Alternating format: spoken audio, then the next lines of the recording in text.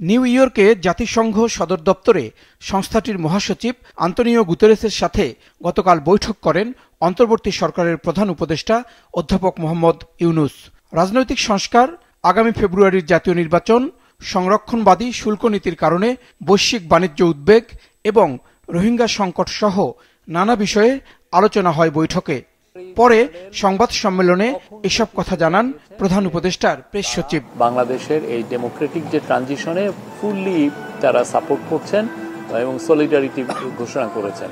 Similarly তারা রিফর্মের ক্ষেত্রেও তারা ফুললি সাপোর্ট এবং সলিডারিটি ঘোষণা করছেন যে এই রিফর্মটা ইন্টারিম গভর্নমেন্ট নিয়েছে এবং সামনের দিনগুলোতে ইলেকশনের আগে যে কাজগুলো ওনারা করবেন সেটার সাথে উনি অকুণ্ঠ চিত্তে তার সাপোর্টটা জানিয়েছে।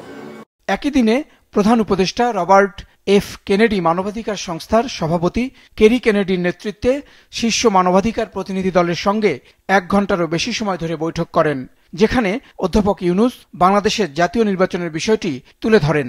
হিউম্যান রাইটস যারা অ্যাক্টিভিস্ট বা যারা গ্রুপগুলো আছে তার জন্য বাংলাদেশে আরও ভিজিট করে, বিশেষ করে সামনের মাসগুলো খুব ক্রুশিয়াল। এই সময় তাদের ভিজিটটা উনি ওয়েলকাম করছেন যে ওনারা আসলে তাহলে অনেক বিষয় নিয়ে, অনেক ফরগটেন ইস্যু নিয়েও তারা কথা বলতে পারবে।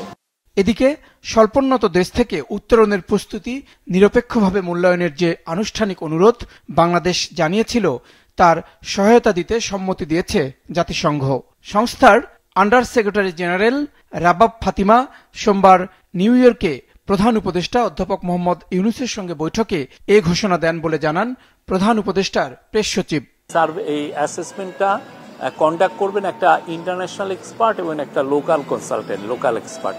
অ্যাসেসমেন্টটা শুরু হবে 1 মাসের মধ্যে হওয়ার আশা করা হচ্ছে যে 1 মাসের মধ্যে এটা শুরু হবে এবং এটা কনক্লুড হবে মিড জানুয়ারিতে। এদিকে জাতিসংঘে রোহিঙ্গা সংকট নিয়ে প্রথম উচ্চ পর্যায়ের সম্মেলনের আগে সংস্থাটির শরণার্থী বিষয়ক হাই কমিশনার ফিলিপো গ্রান্ডির সঙ্গে বৈঠক করেছেন প্রধান উপদেষ্টা অধ্যাপক মোহাম্মদ ইউনুস। সেখানে আলোচনায় উঠে আসে রাখাইনে মানবিক সংকট, আন্তর্জাতিক সহায়তা হ্রাস এবং রোহিঙ্গাদের নিরাপদ প্রত্যাবর্তনের কূটনৈতিক উদ্যোগের বিষয়টি নিয়েও। জাহিদ সেলিম, মাছরাঙা সংবাদ, ঢাকা।